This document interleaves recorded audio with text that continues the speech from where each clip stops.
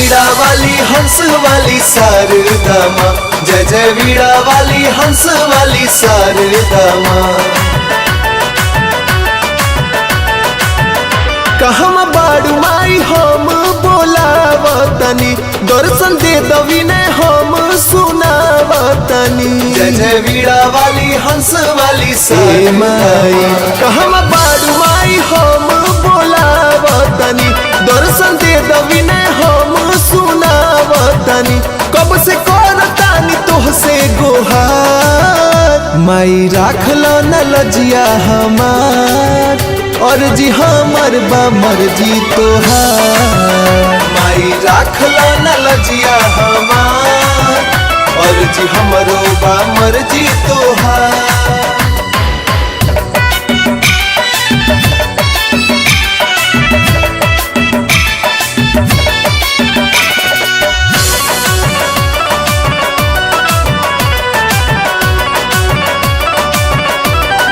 ए माई कालिदास रही मन पर फिरलू नजरिया, विद्या के ज्ञान मिलल भरते गगरिया।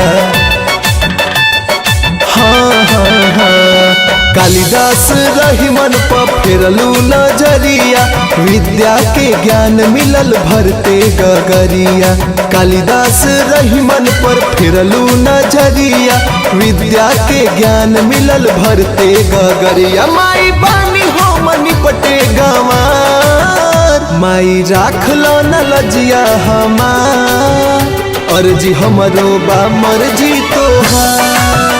माई राखलो न लजिया हमार, और जी हमरो बा मर्जी तोहार।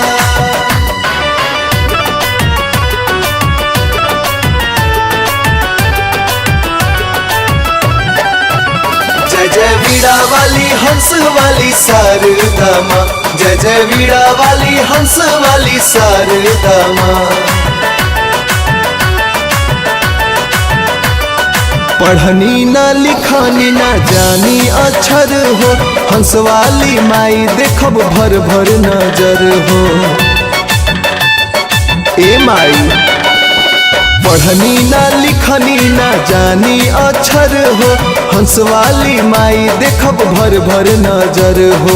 पढ़नी ना लिखनी ना जानी अक्षर हो, हंस वाली माई देखब भर भर नजर हो। सुननी सच्चा हरौर दरबार, माई राखलो न लजिया हमार, और जी हमरो बा मर्जी तोहार।